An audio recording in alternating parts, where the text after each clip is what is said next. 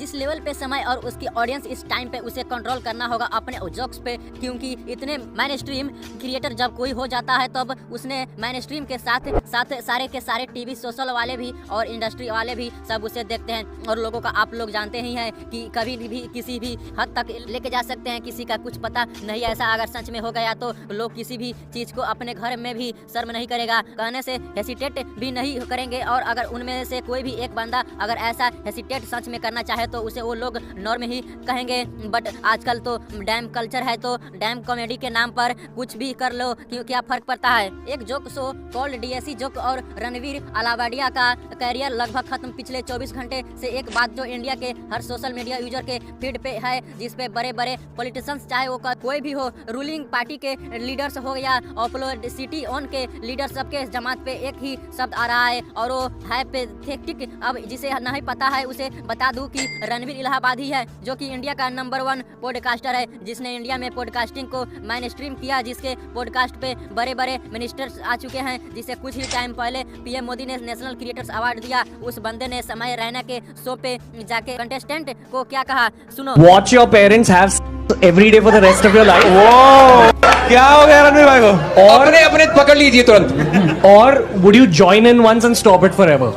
Join in हुआ। इस statement के बाद लिटरली पूरे देश से इसको बैकलेस मिल रहा है। 2 स्टेटस के सीएसई यानी कि महाराष्ट्र और असम दोनों स्टेटस की सीएम ने इस चीज को कंडेम किया है। अब महाराष्ट्र और असम की पुलिस ने इसके खिलाफ एफआईआर दर्ज किया है और अब ये मुद्दा इंडियन पार्लियामेंट भी उठेगा। पुलिस इंडियंस गॉट लेटर के सेट पे पहुंच गई है, वहां पूछताछ चल रही है। शो के ऑनलाइनर्स के खिलाफ भी एफआईआर दर्ज हुई है, मगर ये सब भी अभी ही होना शुरू हुआ है। क्या ये सब पहले होता हुआ नहीं आ रहा था? आज ये सब जो ब्रेकिंग न्यूज है इसकी भविष्यवाणी मैंने आज से जस्ट 2 महीना पहले ही कर दी है। हमारी सोसाइटी के साथ साथ रणवीर अलावाडिया के कैरियर के लिए भी थ्रेड बन गया। समय रैना के स्टेटमेंट के बाद इतना बवाल मचा कि खुद national commission for protection of children rights यानी NCPCR ने यूट्यूब को कहा कि प्लीज इस एपिसोड को रिमूव कर दो, और यूट्यूब ने इस रिमूव भी कर दिया। अब कोई भी लोग यहाँ कहना है कि इसमें इसकी गलती है तो इसकी गलती है, मगर मेरे हिसाब से इसमें रणवीर की गलती तो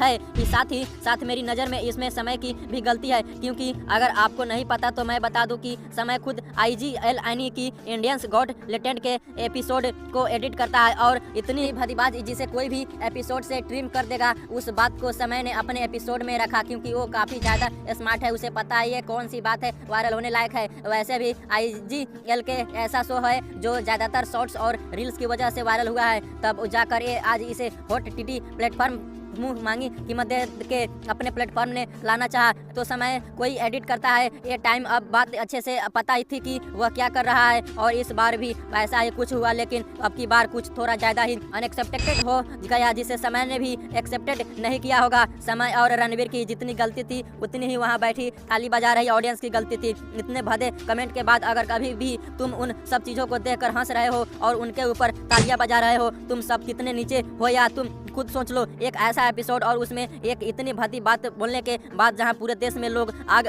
बबूला हो के इस पूरी बात को कंडेम्ड कर रहे हैं और रणवीर और समय के से माफी मांगने को कह रहे हैं, वहीं कुछ ऐसे यूट्यूबर्स भी हैं जो अपना भाईचारा निभाने के चक्कर में उल्टी सीधी बातें अपनी स्टोरीज पर पोस्ट कर रहे हैं। समय रहना से कल्चर बचाएंगे भाई। रणवीर अलावादी देखो, मैंने खुद रोस्ट बना रखा है, बट अभी उसको कहना रणवीर अलावादी को बोलना तेरी माँ दें कि उसने माँ बाप पे कोई जोक मार दिया। भाई तेरी मम्मी के बारे में थोड़ी बोल रहा है उसने। इसमें इसने कहा कि तेरी मम्मी के बारे में थोड़ी बोला है उसने, भाई शायद वैन थोड़ी ज्यादा चढ़ गई है इसलिए होश में नहीं हूँ। आप अगर आपको यह लॉजिक है तो फिर आरजीकर मेडिकल कॉलेज में हुए कांड पे ऑल ओवर इंडिया में प्रोटेस्ट ही नहीं होनी चाहिए थी। अरे ऑल ओवर इंडिया के तो छोड़ो, कोलकाता में भी प्रोटेस्ट नहीं होनी चाहिए थी। यहाँ तक कि लक्ष्य भाई के हिसाब से उस नर्स के पेरेंट्स के सिवाय किसी और को प्रोटेस्ट करने की क्या जरूरत है? तुम्हारी हमारी बेटी के साथ थोड़ी कुछ हुआ है, तुम क्यों आवाज उठा रहे हो किसी और की बेटी के लिए? और अभी तो रुको, उसके बाद सुनो। बोल दिया भाई उसने, हिट ऑफ द मोमेंट बह गया होगा वो शो के फ्लो में, हो गया ठीक है, कर दिया उसको क्रिटिसाइज। अब कह रहे मुंबई पुलिस इन्वेस्टिगेट करेगी इस मैटर। अरे भाई कोई मैटर और बचा नहीं क्या?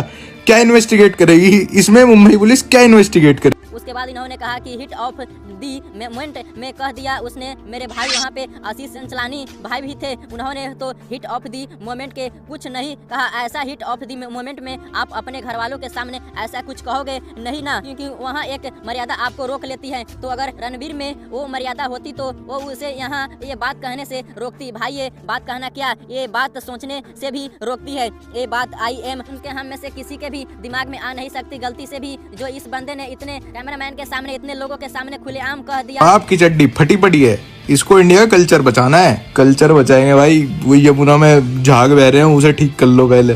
तो ये भाई गरीब बहुत है हम, पर कल्चर को टॉप पे रखते हैं। बार बार अपनी स्टोरी पे हमारे लोगों का मजाक बना रहे हैं भाई, बार बार कल्चर वाले बात को लेकर मौका कर रहे हैं। इन्होंने कहा कि गरीब बहुत है हम, पर हम कल्चर को टॉप पर रखते हैं। इनका कहने का मतलब यह है कि लोगों को पहले खुद पर ध्यान देना चाहिए, गरीब से पहले अमीर बनना चाहिए, तब जाकर कल्चर बचाए। भाई डेवलप वेस्टर्न कंट्रीज भी है, इन सारी कंट्रीज में लोगों काफी अमीर है, इंडियन आदमियों से तो ज्यादा ही अमीर होंगे। आज ही डेट में जाकर देख लो क्या हाल है उनका, वो किस्म ने कैसे टेक ओवर कर लिया है। इन देशों में 70+ जेंडर्स है, लोग कुत्ते बनकर घूम रहे हैं, नशे में डूब चुके हैं। पेरेंट्स कौन है पता नहीं, माँ का पता है तो बाप का पता नहीं। जब आप पैसे तो कमा लेंगे तो हो, पर कल्चर की रिस्पेक्ट नहीं करते हैं, कल्चर बचाने पे ध्यान नहीं देते। एक जगह पे ये कहते हैं कि तू तो भाई मिल कैटेगरी का दिखता है तो क्यों ऑफेंड हो रहा है। भाई ऐसे माँ बाप के बारे में भाई चपाटी की बात मत किया करो भाई, बहुत गलत बात है। ऐसा शो चलना नहीं चाहिए भाई जहाँ पे ये सब माँ बाप के बारे में सूक्ष्म की बातें होती है भाई। वो माँ तो माँ होती है भाई, रिस्पेक्ट फॉर मॉम।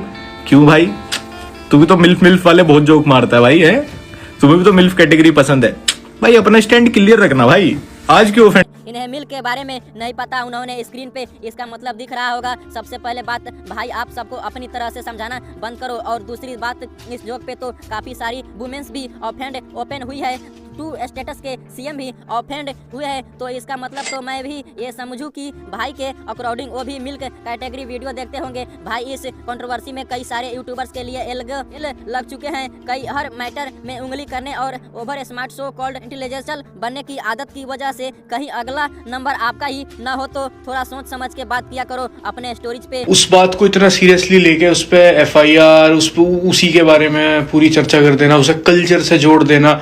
किसी एक इंसान की कहीं भी बात से कल्चर का क्या मतलब आ जाए, मतलब मेरी ये समझ भाई को नहीं जानते। मैं उन्हें बता दूं कि ये लक्ष्य भाई के दोस्त है। भाई सबसे पहली बात ये चीज बंदे ने कही तो वो कोई मामूली लड़का नहीं है, या फिर उसने कोई मामूली प्लेटफॉर्म पे ये बात नहीं कही है। उसने एक ऐसे प्लेटफॉर्म पे ये बात कही है जिसकी मिलियंस में रीच है, और वो बंदा खुद इंडियन का मेन स्ट्रीम यूट्यूबर है। जिस बंदे को खुद PM मोदी जी ने सम्मानित किया था, उस बंदे से ऐसे सो कॉल्ड टैंक जोक्स की उम्मीद नहीं रहती किसी को। हम दिन में पता नहीं कितनी गालियां क्या दें, उससे कल्चर थोड़ी खराब। और जो ये बात आप कह रहे हो कि ऐसे तो कई सारे लोग माँ बहन की गालियां देते हैं तो उससे कल्चर थोड़ी खराब हो जाता है, तो भाई इस बंदे ने माँ बहन की गाली नहीं दी। इस बंदे ने माँ बाप को हो रहे बीच में संभोग के अंदर इन्वॉल्व होने की बात की है। आई होप आपको इसके बीच का मतलब समझ आ रहा होगा।